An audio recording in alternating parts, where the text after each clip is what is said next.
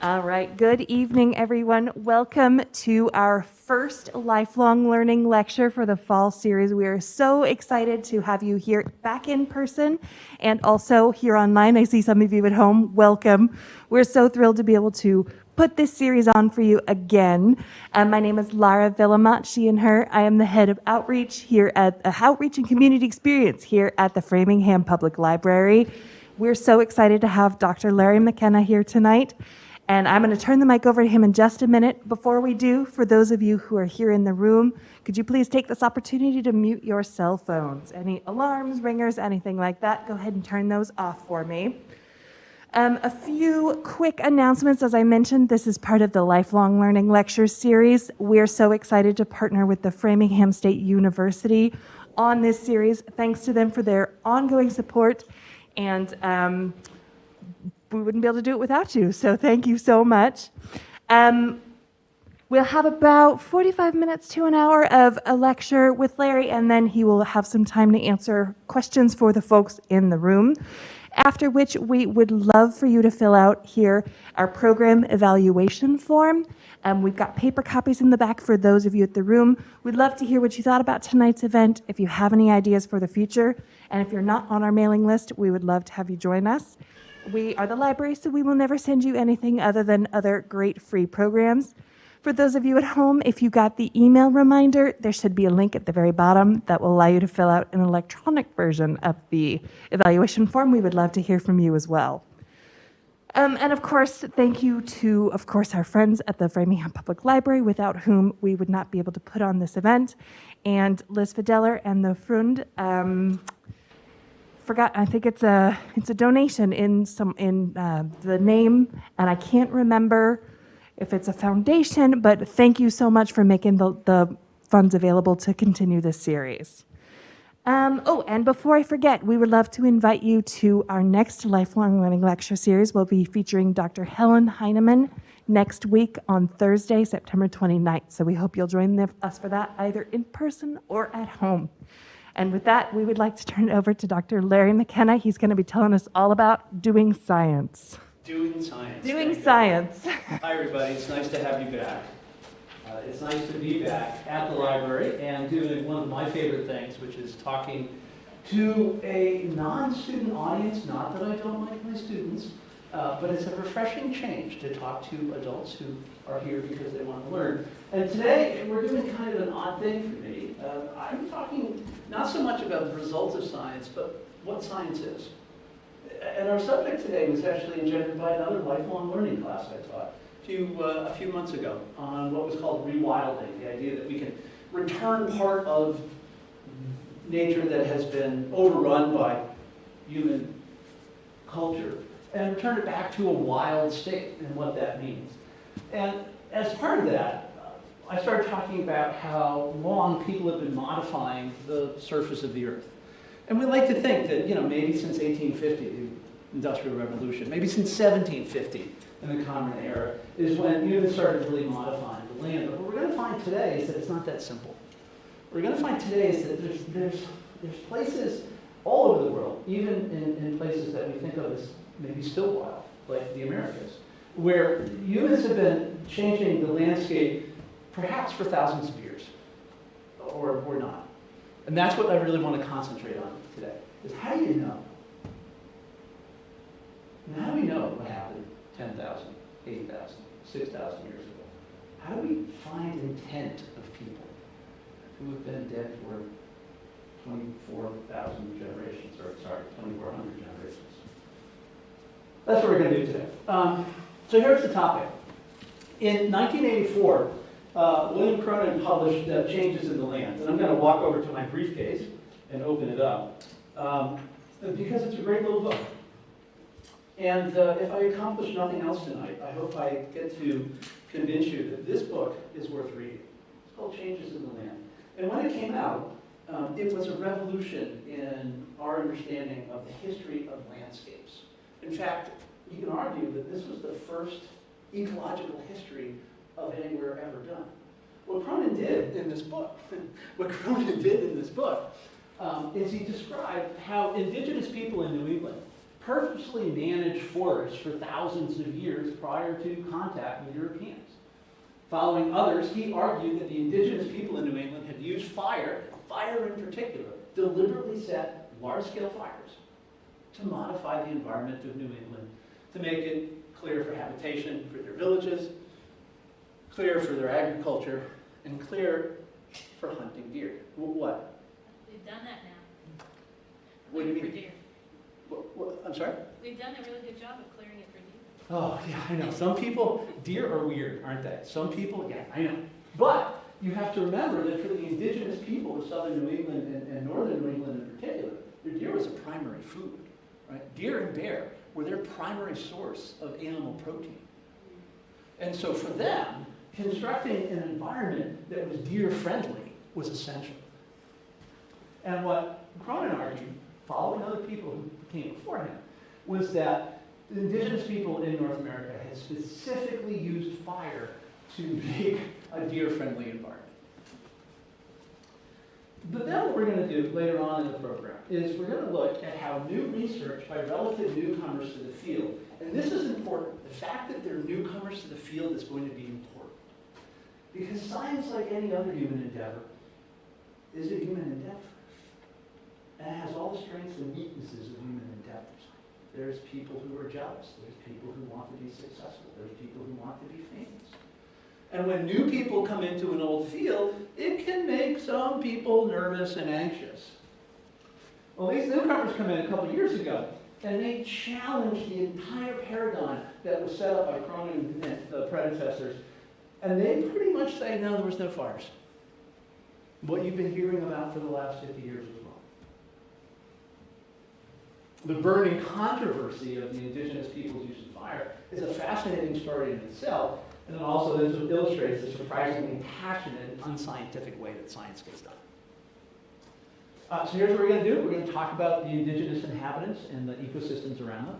We'll talk about forest successions and canopies. We'll talk about ways of knowing. And then we'll go and we'll look at some of the important things that, some of the important papers that influence the way that people think about the issue. But first, we're going to do something I call an atmospheric acknowledgement. If you've gone to any place recently, you may have heard somebody do a land acknowledgement. I don't do that. I think it's kind of disingenuous. I think it lets people off easy. I want to do an atmospheric acknowledgement. This is the year 1000, and then way over here we get up to today.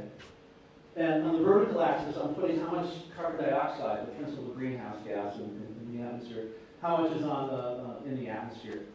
And the green data way over there is from a monitoring station on the top of Mauna Loa volcano in Hawaii.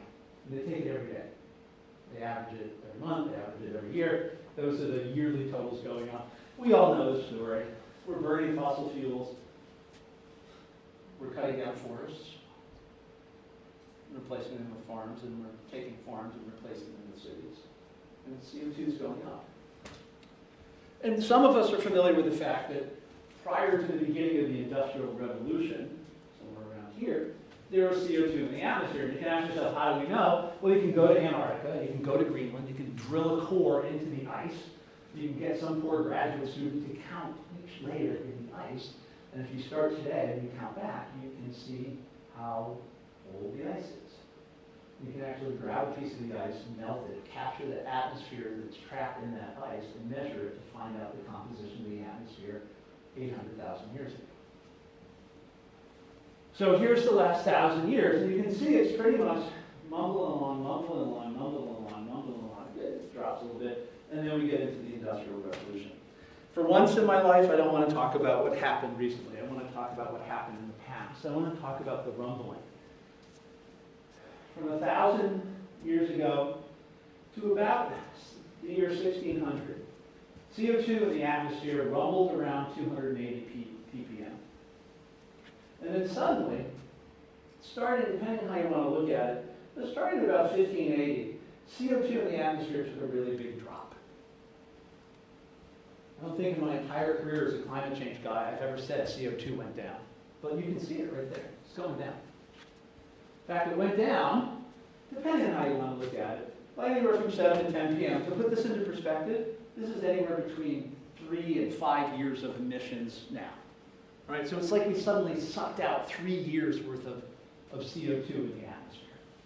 I mean, this was enough to drop global temperatures by about 0.3 degrees Fahrenheit. Boy, could we use that this year.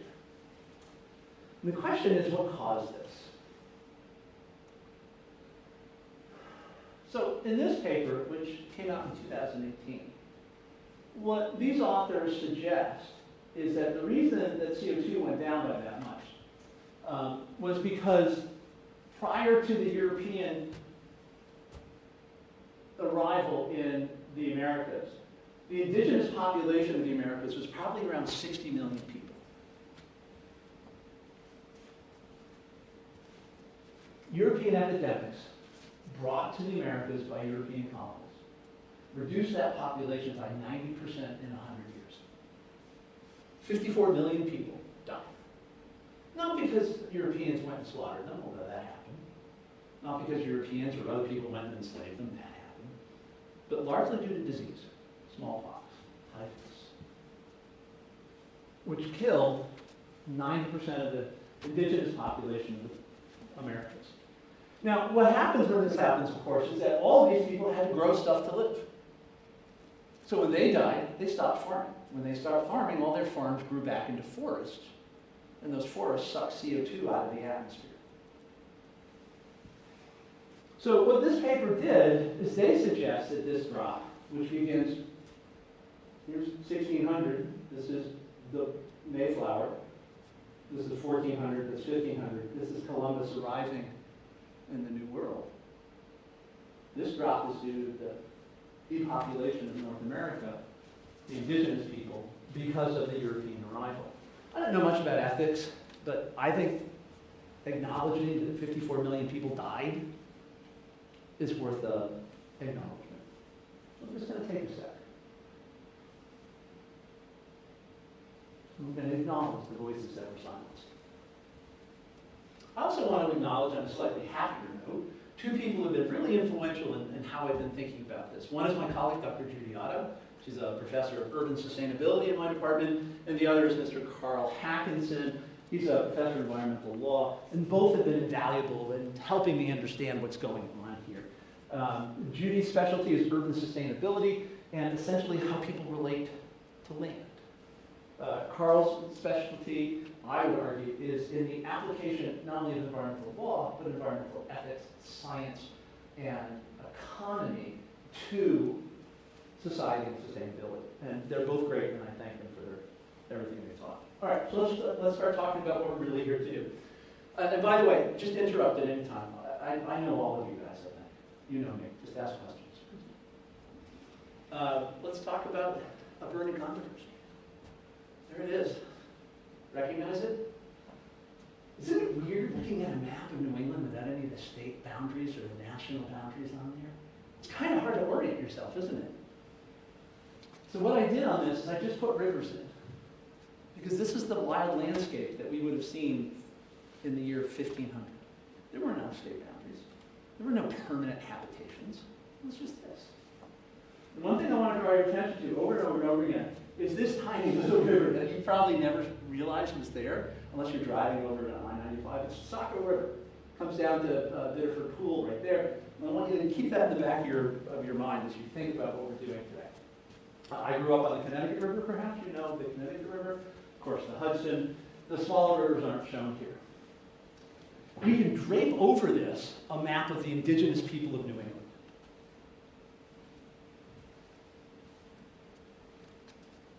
Massachusetts, of course, in our area, the Wampanoag in the area to our south, but not extending to Narragansett Bay. That was in Narragansett. The Nauset out in the Cape.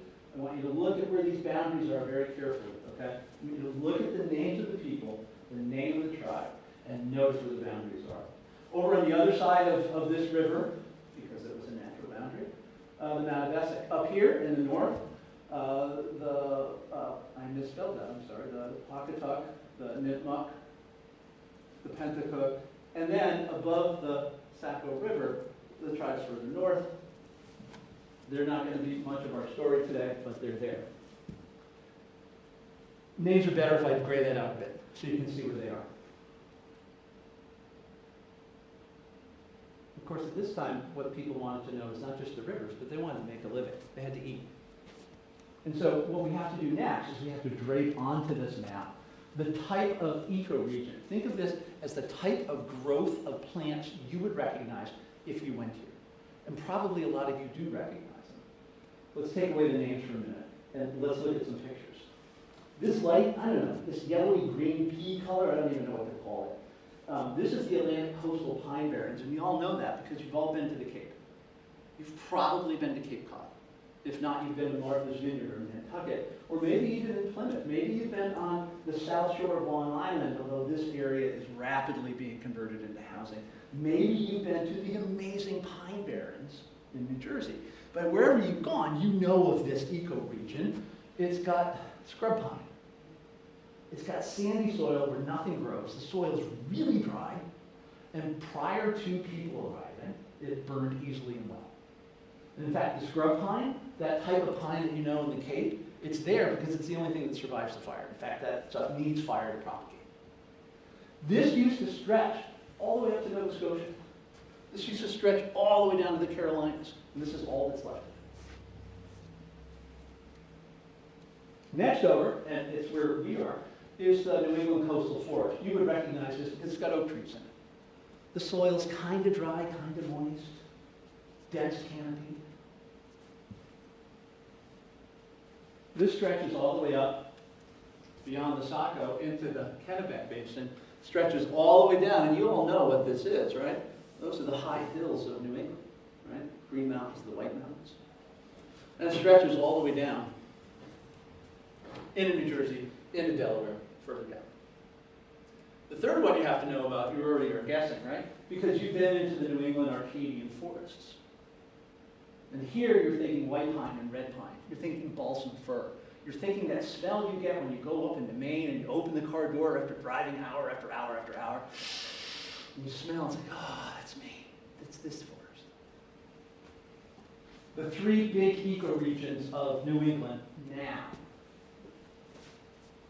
today, but not 3,000 years ago. We're going to talk about ways of knowing 12,000 years ago and today. And we're going to look at how much rain there was over those past 12,000 years. We're going to look at the temperature of New England over those past 12,000 years. I know you're saying, how do we know this? Because of proxies. Things that record information about precipitation, things that record information about temperature. And if we can calibrate them correctly, you can measure temperature and precipitation all the way back. This precipitation is measured from the average over the 1970s, 80s, 90s. Negative 20 inches, 0 inches. The past was really dry. New England of 12,000 years ago got 18 inches less rain than we do now. They get half. New England was dry. To put this in perspective, I looked this morning in the Globe. We're this short of our normal rainfall this year, 11 inches. Imagine the weather we had this last couple months, the drought we're in. Imagine if this happened all the time. Imagine how different New England would be. But at the same time, the temperature's been changing. Yeah, the precipitation slowly came up closer and closer and closer to what it is now. But for much of the last 12,000 years, New England was very dry. It was also went from being a little colder than it is now to significantly warmer than it is now, and then slow cooling off. Both of these, relatively wet episode and a relatively warm episode, around 8,000 years ago. Remember that number 8, we'll need it in a few minutes.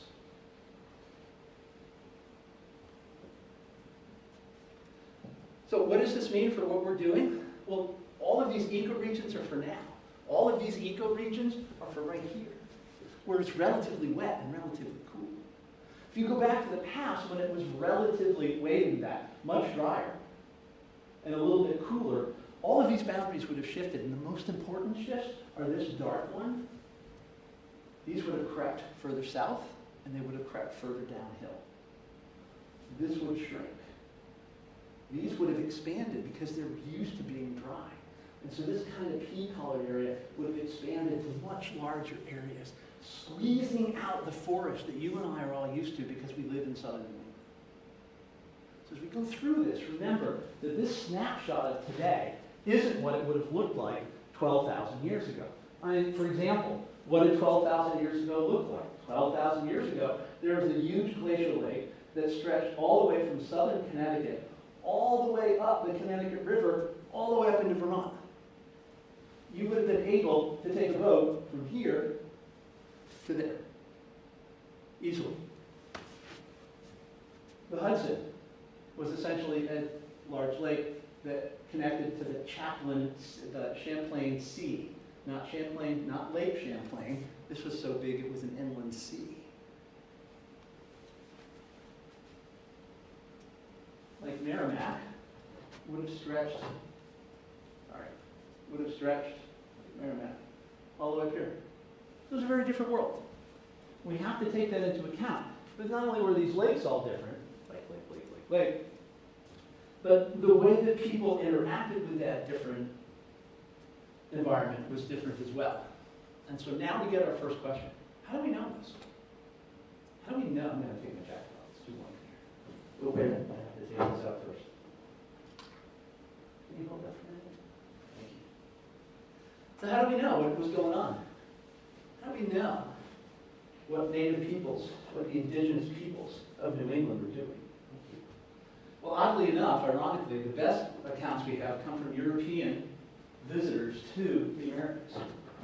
The earliest known presence of European in North America is now dated very precisely to what amounts to the Norse, the polite term for Vikings, in the year 1021. And think about that, 1,000 years ago. This is their settlement. It's in Newfoundland. And very interesting study last year took a look at some of the wood that's in the post holes of this long building, and they measured using carbon-14 dating how old that tree was, and they got that precise age. Coastal trading and fishing people from Europe were coming to the shores of the Americas as early as the 15th century. And of course, Plymouth and Massachusetts Bay colonies beginning in 1620. All of these Europeans recorded what they think they saw in New England. Baron-Zaro, for example, as he's cruising up Narragansett Bay, writes about the huge fields that the quote-unquote Indians had built along the shoreline of Narragansett Bay. Said the farming there is amazing. Well, he was actually looking at coastal marshes that weren't farmed at all. But to his European eyes, he saw farms. And so it's impossible as we sit here and we think, what did these Europeans of 600 years ago see? It's impossible to know how their biases got in the way of what they were seeing and what they were recording. And so maybe we need a different way of knowing. If we listen to these narratives, prior to the 1950s, the assumption had always been that the pre-European New England had been wild, had been savage, had been untamed. This was replaced in the mid-20th century with a humanized interpretation of what pre-European contact New England might have looked like. And the most influential paper for this was published in 1953. It's called The Indian as an Ecological Factor in the Northeastern Forest. And in this paper, Day suggests that the native people, he called them Indians, the indigenous people of New England, used fire to do a couple different tasks for them. This was a major reorganization of the way people conceived of the indigenous people of New England. Because it meant that they had an effect, that they could take action, that they were industrious, that they were working the land, which was quite a difference from the previous couple hundred years of European takes on indigenous people. And then William Cronon in 1983 publishes Changes in Land, Indians, Colonists, and the Ecology of New England. And, there's Day's paper. There's Changes in the Land. Great book, remember. And in both these works, they argued that the indigenous people of what is now known as New England used purposeful landscape management. That's a big phrase. I mean, they meant to do it. To increase productivity of the landscape. The purposeful burning of forests to create open habitats and successional forests. And we'll come back and talk about this. These were argued that the burning of forests that creates these open habitats and successional forests were particularly important to land use. All right, so let's talk about what they're talking about. So, right after the Ice Age, 14,000 years ago, if you come out and looked at New England, it would have been bare rock. I mean, imagine, it would have looked like Montana, it would have looked like tundra. A mile of ice had just melted off the New England landscape. That ice had ground the ground to dirt. Within a few years, lichens would have started to colonize it. Within a few decades, we would have seen small annual plants and lichens, something that you would see now at the top of Mount Washington. Within a few decades to 100 years, we would have seen grasses and perennials.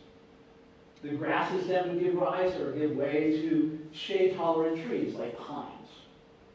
And then eventually, when you got to the end of the story, shade-intolerant trees, such as pines, and then finally, you would have gotten the oaks, the shade-tolerant ones, the ones that can grow up through the pines and eventually come over them, their canopy spread out, they choke out the pine trees, and you have this, it's called a climax community.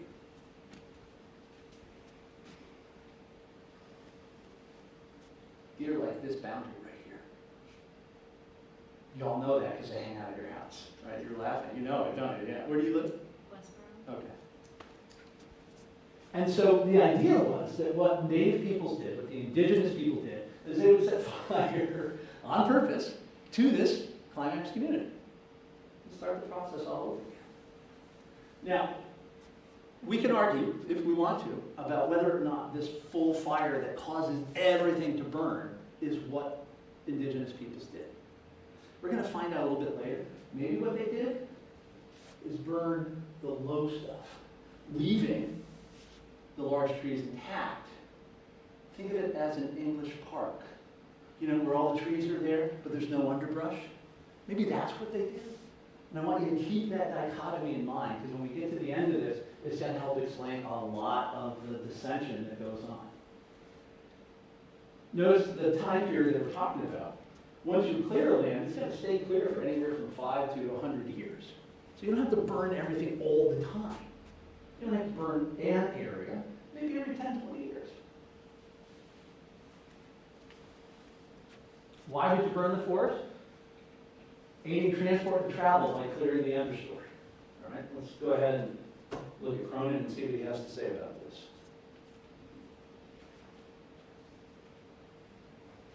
So he quotes Wood, who wrote in 1634. Wood was a British visitor to New England. He was not a colonist.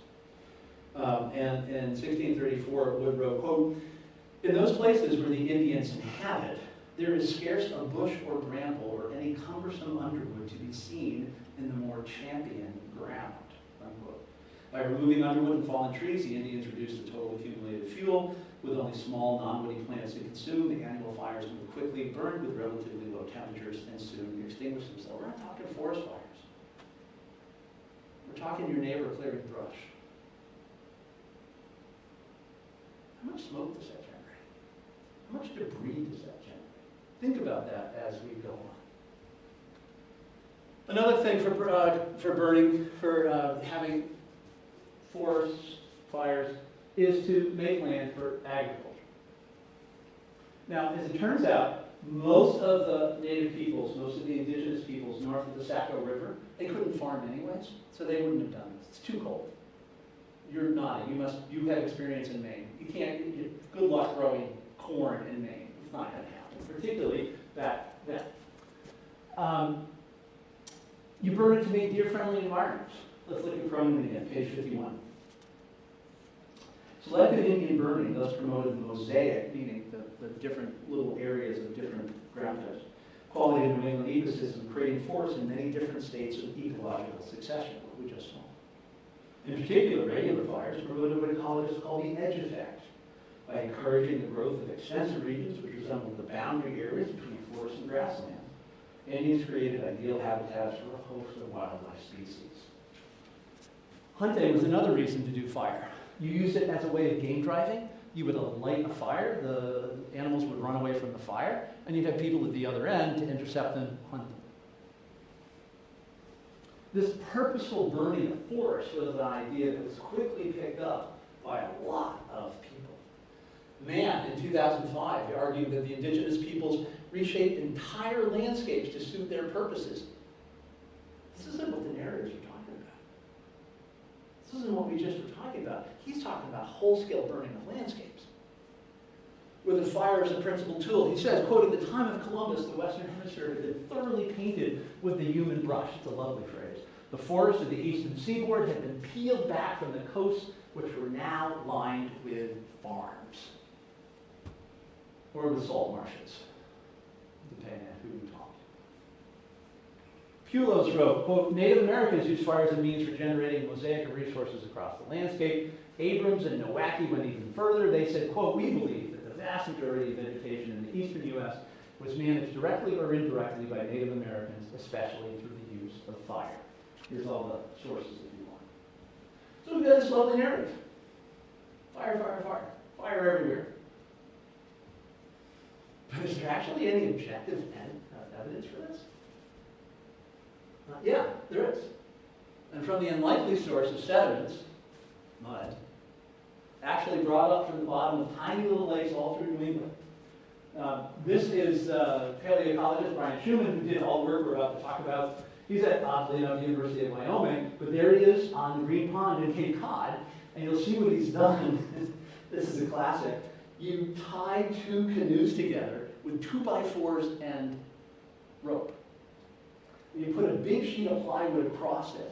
You drill a hole through the plywood, and then you stick what amounts to a very large plastic tube through the hole into the bottom. You shove it as far down into the mud as you can, and that mud is a historical record of all the things that have dropped into that pond for 1,000 years. Now, some of you are thinking, all the ponds on the Cape I go to, I step in, I'm pretty sure the dirt's been stirred up a lot. Well, we can argue about that. Not ready to go there yet. The difference between what Schumann is doing and what we see here is that what Schumann's doing is what you might call science. And I think you probably all remember the scientific method.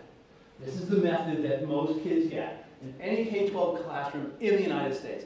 It's almost like a recipe card for making cookies. So you can think of you're going through your recipe book.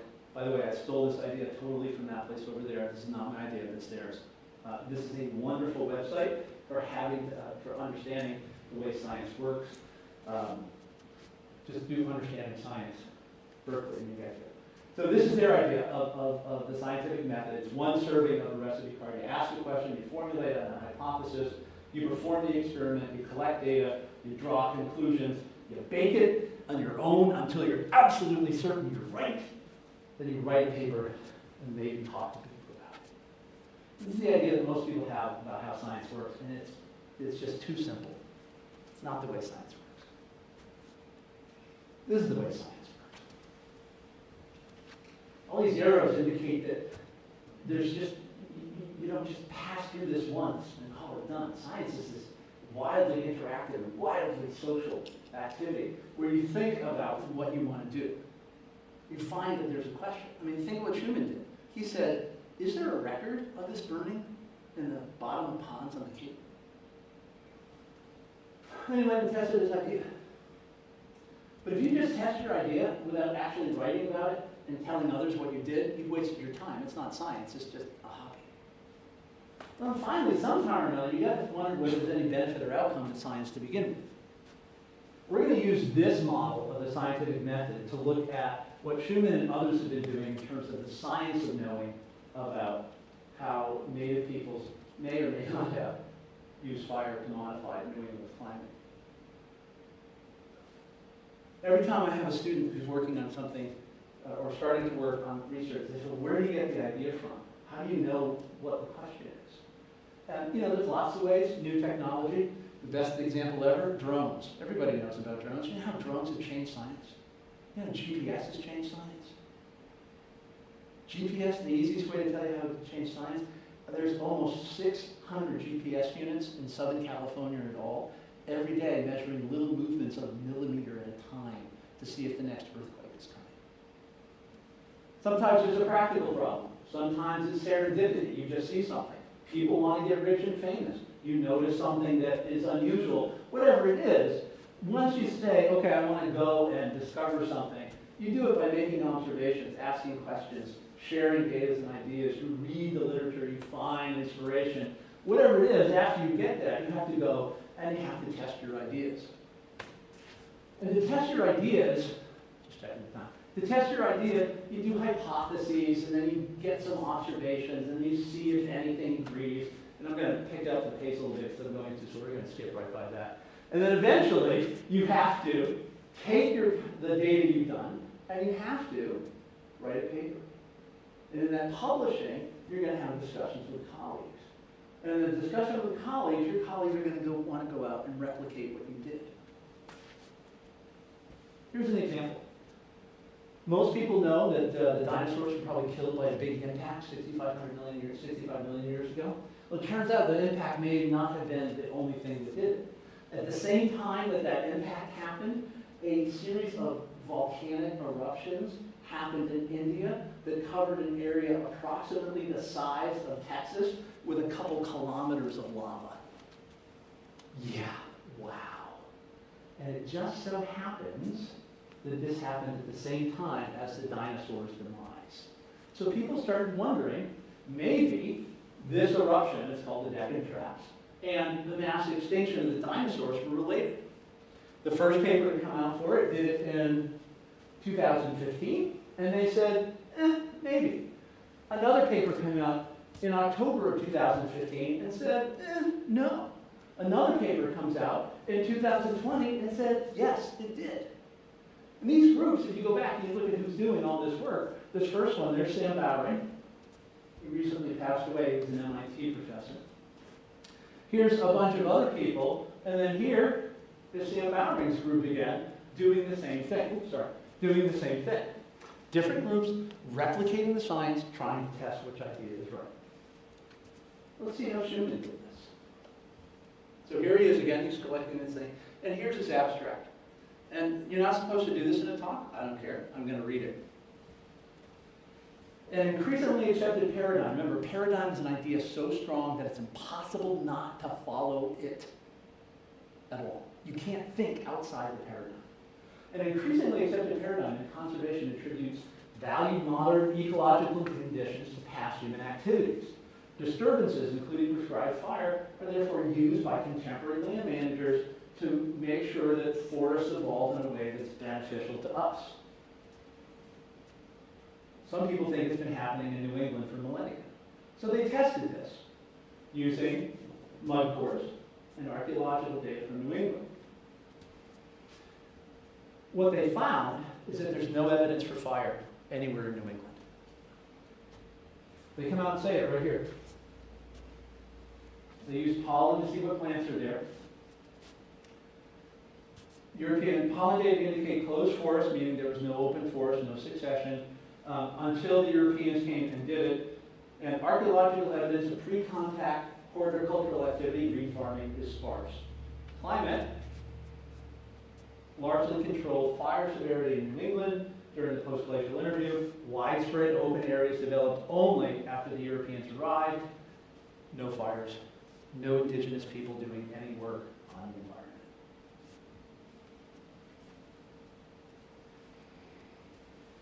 Here's what they did. Remember, we've seen this map a little bit.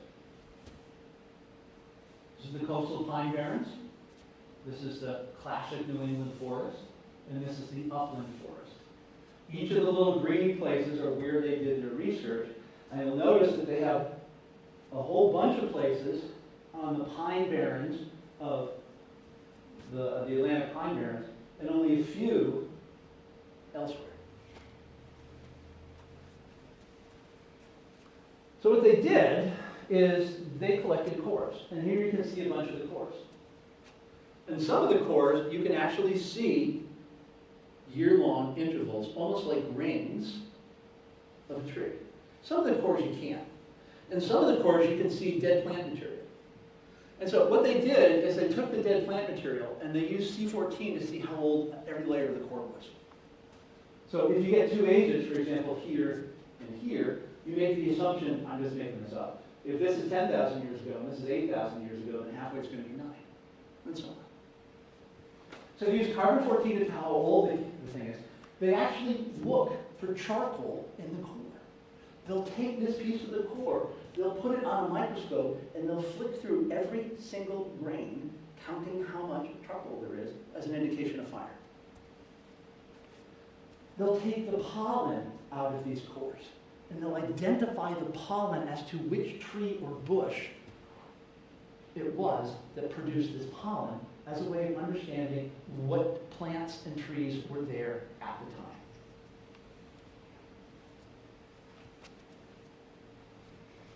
How wide an area does this pond collect from? Does it only collect the trees that are right around the edge of the pond? Does it collect pollen from here? I don't know yet. Here's what they did. They took from 14,000 years ago to now. They looked at the temperature, we've already looked at the temperature, they looked at the increasing precipitation, and then they looked at the amount of charcoal in black at each of the sites. If the charcoal thing extends that way, there was a lot of fire. If the charcoal is down here, there was no fire. Here's the total population of indigenous people in New England. If people in New England were burning fires, the more people there are, the more fires there should be, the more charcoal there should be.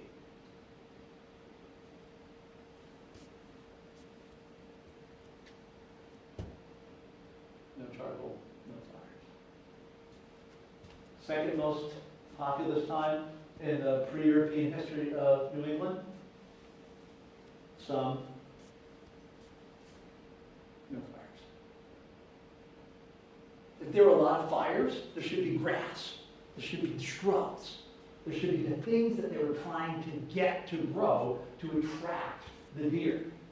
Those grasses, those ragweed, those have pollens that you can easily identify. Lots of fires, lots of pollen. The only time there's lots of grass pollen, lots of ragweed pollen, the only time there's lots of charcoal is 8 to 10,000 years ago when there were relatively few indigenous peoples in New England. There's no fire.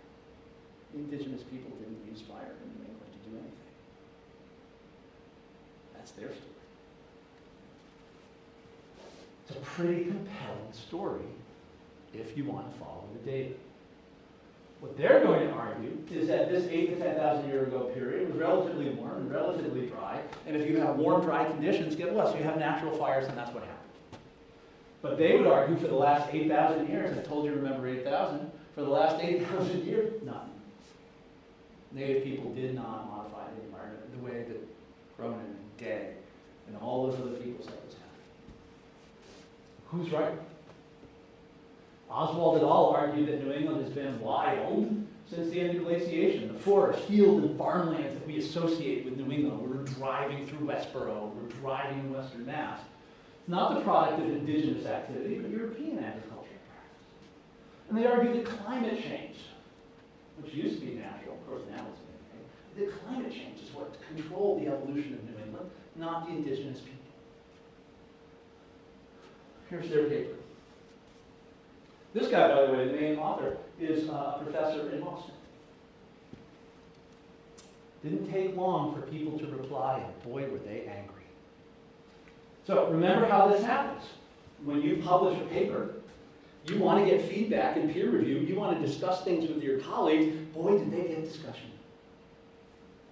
This is a reply by Abrams and Nowacki. I highlighted in yellow the fun parts. Over the last decade or more, the paleoecological view, that is those damn scientists who came into our field and used these fancy tools, the paleoecological view has become increasingly climate-centric, meaning it's climate that's causing all the changes, which contradicts the proud legacy inherited of land use by indigenous people. when did pride become a scientifically valuable perspective? Or is it a valuable perspective and it's just not scientific? Maybe there's more than one way of looking at things, right? Maybe it's just not science. Maybe science isn't the only way you get to know. Same article got this reply too, Chris Ruse. However, because of the regional scale of their analyses, there, meaning Oswald et al., synthesis is predisposed to reject the hypothesis of Native peoples' involvement, irrespective of the evidence within their records of UNO. He's saying they didn't even study the right thing. Look at it, you got two replies.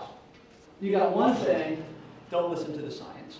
And you've got another reply saying they did the wrong science. Well, how could you not want to read more? Somebody's wrong, right? Oswald and all get to reply. So they wrote a paper. These two people say you're wrong. Oswald and all get to reply. And they have this particularly awesome sentence. Here we clarify the misunderstandings of the people who wrote to us, focusing in particular on the flaws in the hypothesis that Abrams and Nowacki have to discount our work, the fallibility of European accounts, commonly relied on to reconstruct the ecological conditions, and the indigenous subsistence activities that exist in southern New England before European arrival. They're defending against me. Why did they only go to the Cape? Why did they only go?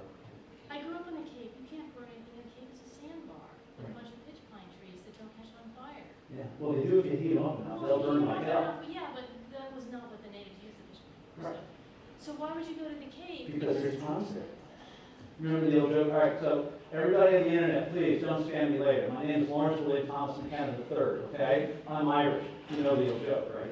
No. The Irish guy who's maybe had a few extra beers and he's looking under a lamp, and you come to help him and they say, you know, what happened? I dropped my keys. Like, where did you drop them? Over there in the dark. Why are you looking under the lamp? Well, the lighting's bad, right? There. But You gotta go where there's data. Remember, don't spam me at home, okay? Sorry, go ahead. But if Because they collect pollen and charcoal really, really well. If you get a really, really, really big pond, yeah, it's a cannibal. You get a really yeah, but if you get a really big one, I mean like a big pond, like think large lake, they're too big. If you get a tiny little one, it doesn't collect enough. You want them to just be just the right size, and you want them deep so that people don't disturb it. Where do you find that? Kettle holes on the Cape. But the Cape is not a good example. You get a bigger data set. So those of you at home, I'm sorry, I forgot your name. Elizabeth? Elizabeth is arguing that because of the, and I use this word not in the pejorative sense, but in the scientific sense, because of the bias in their selection of ponds to go to, they may not have a representative data set. Right, and then the history indicates, it's just an indicator that the people on the Cape had a different community set than people to the north because of the land that they lived in. So the people in the north who didn't farm, we're not even worried about that. Right, But you're saying maybe the people in the xeric parts of the Cape, where the stuff doesn't grow anyways, Or off in the ocean having a grand old time picking stuff out of that ocean farm. hold this for a minute, because you're exactly right. Here's what Christopher Root said about whether or not this squabbling and commentary matter. And what Root said is this is not a sterile academic debate on proper methodology. Conclusions about history of environmental management by indigenous people have real-world consequences. See some of the political fallout from Tim Flannery's very controversial environmental history of Australia to future readers. One of the goals of the study by Oswald et al. Was to have real-world impact in conservation practice. However, it is precisely because studies such as this can impact contemporary practice as well as native communities connected to the land that we in the scientific community have the responsibility to take extreme care for the relevance of the evidence used to support a particular claim of an indigenous management or lack thereof. This is particularly true when the study in question conflicts with the rich historical evidence of native fire use. These are the two references he uses, Cronon and Day, our friends that we've already talked about.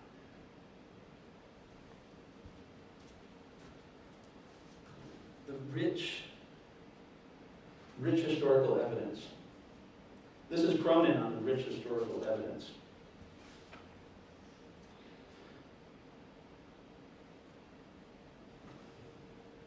Sailors have Cronon, there it is. Okay, I did this. All of these things, the limited areas visited by Europeans, their tendency to view the landscape in terms of their own cultural concepts, their selective emphasis on commodities, the ecological changes they themselves brought, meant that their English historical narratives, that their record of pre-colonial New England ecosystems was inevitably incomplete. Why is Roos quoting a source that disabuses his point? Even Cronon says those historical records are flawed. But does he have a point? Does Roos have a point? Are we as scientists ethically responsible for the decisions we make based on the data we collect? I don't know. But his eloquence here is pretty compelling. Particularly when you look at this paper that was published in 2021, which says conservation of Earth's biodiversity is embedded in indigenous fire stewardship. It turns out, we won't go into it, but it turns out that while indigenous people are only 5% of the world's population, they protect approximately 85% of the world's biodiversity, and part of that protection involves setting fires. Well, suddenly, whether or not this is an academic debate takes some new legs, because now we're talking about the future of biodiversity on the planet.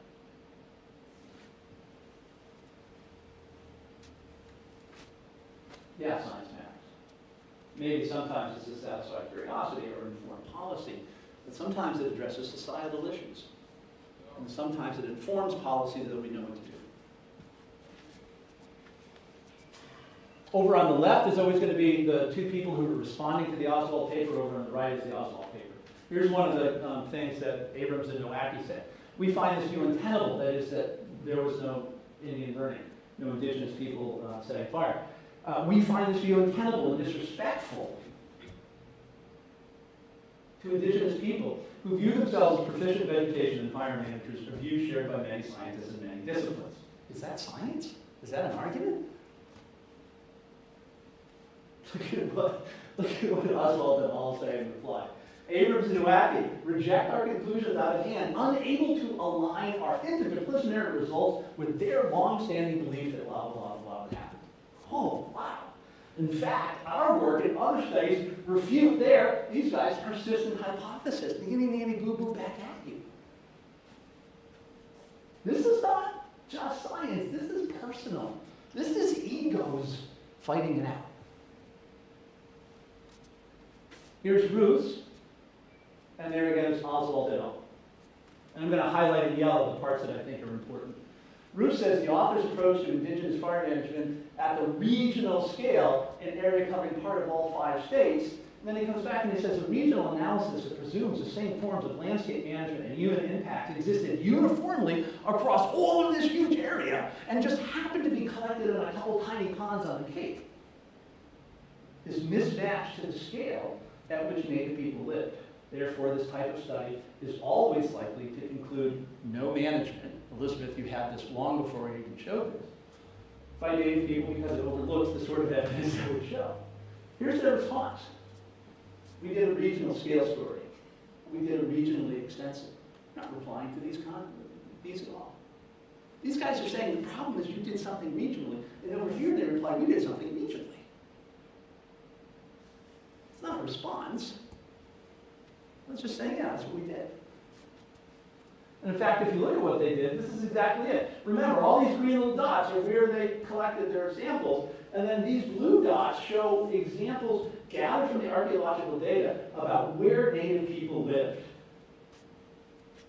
Notice the vast majority of the places that they collected their samples there's no evidence of agriculture at all. Well, of course they didn't find evidence of agricultural burning because there was no agriculture. I don't in any way mean to demean this work. It's brilliant work. It's really good. But if they're looking at a regional scale for something that's local scale, they're never going to find it.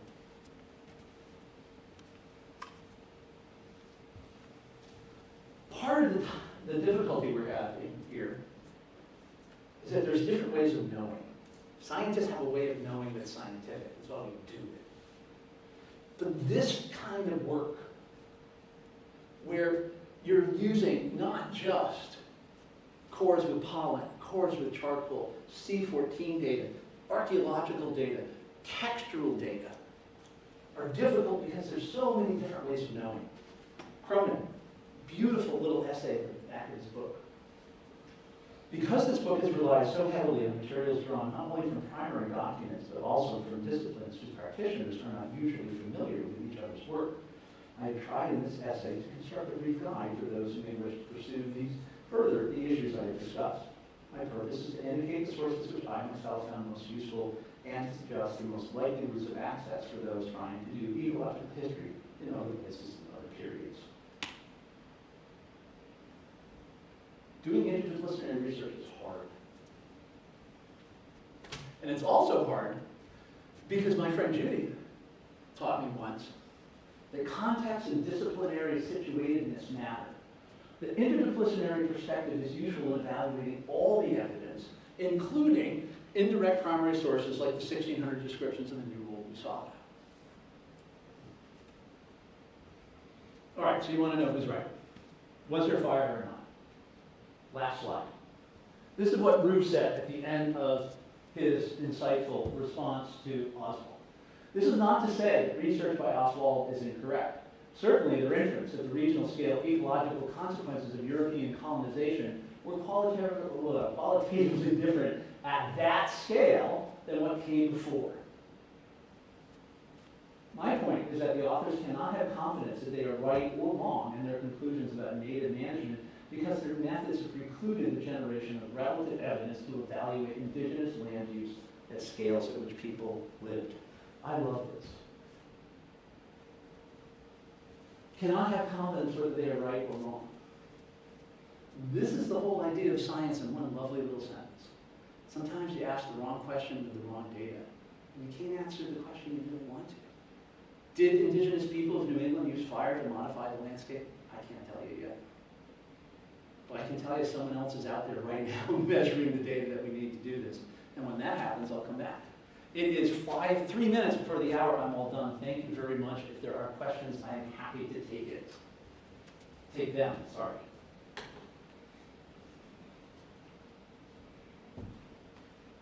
Silence in the audience. Yeah, you might forget. Over there on the left wing. Or is it someone? No, Here, go ahead. I'll see. Oh, good. I'll cheat a little bit so you don't have to repeat me. Okay. How you mentioned briefly on how this sort of thing is so impactful because it can affect how modern land management. Yes. So how is modern land management approaching this particular debate in terms of effectiveness of burning, ineffectiveness of burning? Does it matter because it has to do with indigenous people versus their practices? Or how is it affecting modern practice? So I'm going to go back a couple slides. We know that out west, we know that in Portugal, in France, there's been a terrible fire season. And the question is why? And part of the reason fires are so bad in the United States and in other places right now is because of fire suppression. We're actually not letting those fires burn. So the idea is that fire can be beneficial, not only to prevent small fires can be beneficial, but they can actually prevent large fires, sure, but they can also engender the very environments in which biodiversity thrives, is partly based on the hypothesis that that's what native people did in New England. You know, there's plenty of evidence, and I'm going to have to go back a couple slides here. In fact, I'm going to have to go back. There's lots and lots of evidence, for example, in Western New York. I'm going to go back all the way to the beginning. There we go. There's plenty of evidence by the time you get out here into the Iroquois people who were ardent farmers, that they were burning all the time. So we know it works. The question is, did it work in an environment? Notice the difference in the colors, the difference in the ecoregions. Does it work in this ecoregion? And so the practicality is, if it hasn't been done for thousands of years, then we don't know that it does work. And so why are we doing it? Why are we making Elizabeth's backyard home to deer if it doesn't have the benefits that we're looking for? So yeah, it does affect. Just think of all the controversy involved with hunting deer in a suburban environment to keep the numbers down, and you'll see why this matters. Nice question. Another question. Yeah, anybody else? Okay, so there were two other things that they didn't study, and I know it's outside your scope. I think that we know that you need fire in the environment to make certain native species grow well, in addition to native species that we like. Like fire is necessary for wild blueberries, fire is necessary for suppression, but we never get into the topic of Yeah. and rodents. And does it have to be because the natives did it, or can't we just say, look, let's also at the same time investigate, does fire really get rid of our tick spread problem, our disease spread problem, our pools of I cut down all the trees and now there's mosquitoes growing everywhere? There has to be a tool track to sort of defend this argument. Whether or not the natives did it, which I believe some of them did, some of them didn't, and I don't think anybody's burning fire in Cape, but doesn't matter completely in the whole scope. And whenever I hear these things, I don't even hear anybody talk about our responsibility for Lyme disease and all this other stuff. And we are responsible. You know, 4,000 deer, you don't have as many ticks, and you don't have as much Lyme disease. So for those of you at home, Elizabeth just showed that she should be the next lifelong learning lecturer here. She also, and you can't see this probably at home on YouTube, but on her left shoulder she has native plant trust. And so I'm guessing that Elizabeth knows a little bit about plants. A little bit about plants, yeah, but I grew up on the Cape. But see, here's the problem. If we, oh gosh, now I have to go all the way. So again, at home, if you have, you know, quick flash warnings, right? Sorry about that. So if we go, whoop, that's what I wanted. All right. Part of what scientists should be able to do is inform policy. I grew up in a time when science were told, don't ever get involved in politics, just do your science. And now we've warmed the planet by 1.2 degrees C in the last 100 years, and finally scientists are starting to talk about it. The problem with the way that scientists inform policy is what we would like to do, and this is following Elizabeth's suggestion, we would burn one half of a forest, not the other, and then we'd see where the ticks are and aren't, and we'd say, okay, this experiment is good, let's go do another experiment. Do you know how expensive and impossible that is to do in a political way? Just think about how hard it is to get a community to decide whether or not, for example, you want to, what's the correct word, harvest deer. Now think about how we're going to have a controlled experimental burn in one part and not the other. It's hard to do. No, you have to have people on the fly who come in on an experimental basis that are ready for a fire, like the one that happened out in the western part of the state where not many people were. You have the study data ahead of time with a bunch of the graduate students who know the tick population going after the fire. Do you have an extra $3.6 million I can use in the next 3? Then the argument is to get your other fans to take some money Right. away from the agriculture department or somewhere else and fix it. You and I are talking this, I mean, so, what, again, for those of you at home, what Elizabeth is saying is use natural experiments. Natural experiments are where nature provides you the experiment that you need. Nature burns here and not here. You studied both areas beforehand. You go and you study them afterward. You look at the differences, and now you have this beautiful natural experiment. The problem, of course, is we just don't have the money. I don't disagree with I you. know you do. But I'm just telling everybody else that the reason we can't do this is because it's so darn expensive. And because of so much fire suppression, particularly in New England, it's going to be hard to wait all that time. We gotta stop that. Fire suppression is a bad idea. So it's hard. It's very hard. It's a good question. I mean, I'm sure there are people studying those scars, but the question is, was the ground truth done before it burned? Yeah, it has Or to be. can you go somewhere nearby and say, okay, this place didn't burn, this place did, let's look at the differences now. Okay, Other questions? All right, well, thank you very much, guys. It's lovely. Oh, one more. We're over here on the left wing. Go ahead. Yeah, sorry. So you mentioned we don't hear a lot from Indigenous voices on this particular topic. What are they saying? What are they saying about memory and tradition and all that in terms of their perspective on what they did? I don't know well enough yet. At the beginning of the talk, I thanked two of my colleagues. Professor Hackinson is deeply involved in Indigenous people's legal rights, and I am slowly learning from him about these things. And so I don't know enough to answer your question yet. I'm going to have to go and learn more. And I think the humility that it takes to learn of a different way of learning is good for us, and it's been good for me. And it's a slow but fun road. And so when I'm further down that road, I will come back and tell you. Because I don't know yet. Yes, ma'am. Now, at the beginning, if I get it right, the Native Indian population comprised 5% of the land, and that statement up there, so it's still 5% for the whole No, this is world? so this is now. This is now. This is a snapshot of now. So it's the same 5% that was on. Spread over the whole world. So think about every So when they're using 5% for just the Indians So in just, this area. yeah, so just 5% of the world's population would be considered indigenous. So for example, if you went to Canada, in Canada the official term is First Peoples. The First Peoples in Canada make up only about 5% of Canada's population.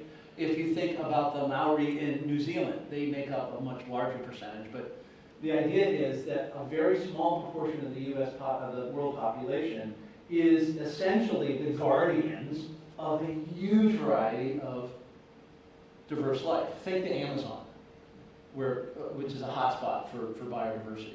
There's relatively few people in the Amazon. They're indigenous peoples, so their actions are controlling the future of biodiversity of a vast array of species in the Amazon. That's what this is saying. So all they're saying is that a relatively small proportion of the world's population now is in charge of a relatively large proportion of the biodiversity. And that, How can they say that about controlling when there's all these logging industries, all these corporations in the Amazon? How can you say that they're the controllers so of biodiversity? I find that impossible. I don't remember your name, I'm sorry, remind me of your name. What? Remind me of your name. Shirley? Shirley. So what Shirley's point was, is that this statement ignores the fact that somewhere like the Amazon, for example, is under threat on a daily basis from logging and other industrial. You're absolutely right. And that's the point of this paper, is that as those things get more and more threatened, there's going to be less and less biodiversity. So conservation over there. So with all these fires that I thought it was bad 5-10 years ago, but these last 2 years have been stupendous. So what, of all their studies, what is it for the future? It's dire. So again, Shirley's question was, what about the future? And the response is, it's dire. But it's not catastrophic yet. We have agency. We have what? We have agency. We have the ability to go out and be the agents of our own betterment. It's called agency, when you have the ability to control your future. You think so? I do. I remember that she had written a book, and she came to talk, it was 2003, and of course her book was on Antarctica, but she was talking, and I always remember she said, if it isn't under control within at least 10 years, which would have made it 2013, she was convinced it was irreversible, and that was 2013. Shirley, so Shirley's comment was that we are running out of time, and not in terms of our talk. And Laura, you're just going to shut me up when you're ready, okay? Don't feel badly about telling me we're over.